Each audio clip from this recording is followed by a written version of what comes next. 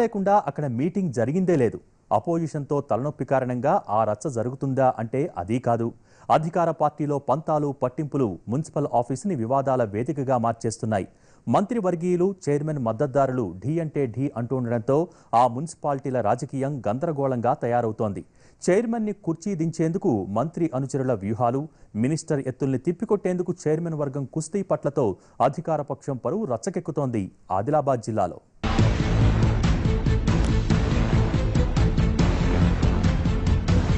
అంతా ఒకే పార్టీ, కానీ అక్కడ మాత్రం ఉప్పు నిప్పు ఎవరికెవరు తగ్గకుండా తెగేదాకా లాగుతున్నారు. ఆదిలాబాద్ మున్సిపాలిటీతో పాటు అదే జిల్లాలోని నిర్మల్ మున్సిపాలిటీలో కీచులాటలతో ఇంటి పోరు రచ్చకెక్కుతోంది.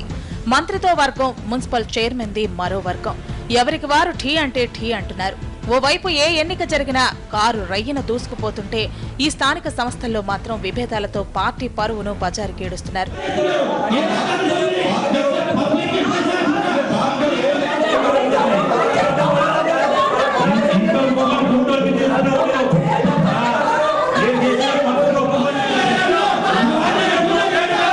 ఆదిలాబాద్ మున్సిపల్ మీటింగ్ ఏనాడు సజావుగా సాగింది లేదు.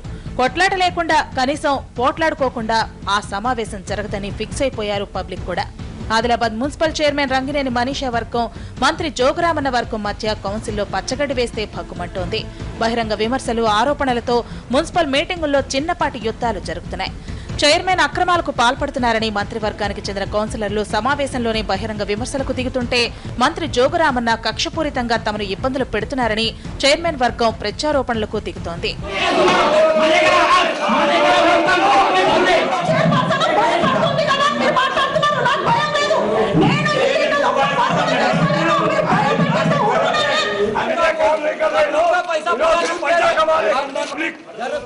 అటు మంత్రి జోగురామన్నకు కూడా దీన్ని సవాలుగా తీసుకున్నట్లే కనిపిస్తోంది.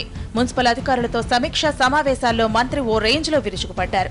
అంతా కలిసి మున్సిపల్ ఆదాయానికి గండి కొడుతున్నారని ఫైర్ అయ్యారు.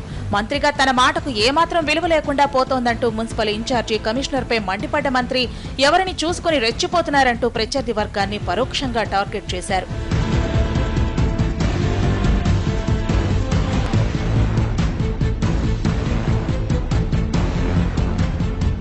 చైర్మన్ వర్గం దారికి రాకపోవడంతో మున్సిపల్ చైర్మన్ ని పదవి నుంచి తప్పించే ప్రయత్నాల్లో మంత్రి వర్గీయులు ఉన్నారనే ప్రచారం జరుగుతోంది.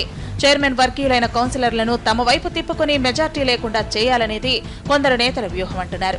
స్థానిక ప్రజాప్రతినిధి వారసుడు ఈ బాధ్యతని భుజాన వేసుకున్నట్లు చెబుతున్నారు. 10 నుంచి 15 లక్షల దాకా ఇస్తామని ఆశ పెట్టడంతో పాటు కోరుకున్న వర్క్స్ ఇప్పిస్తామంటూ సంప్రదింపులు జరుగుతున్నాయనే గుసగుసలు కుప్పమంటున్నాయి.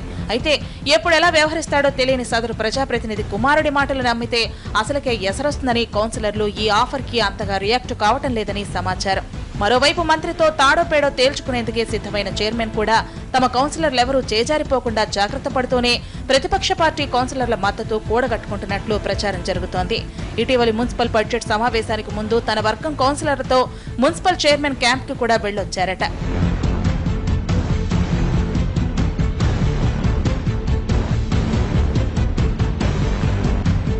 మాట నెగ్గడం లేదనే ఆగ్రహంతో మంత్రి కూడా మున్సిపాలిటీ విషయంలో గట్టి పట్టుదలతోనే ఉన్నారంటున్నారు.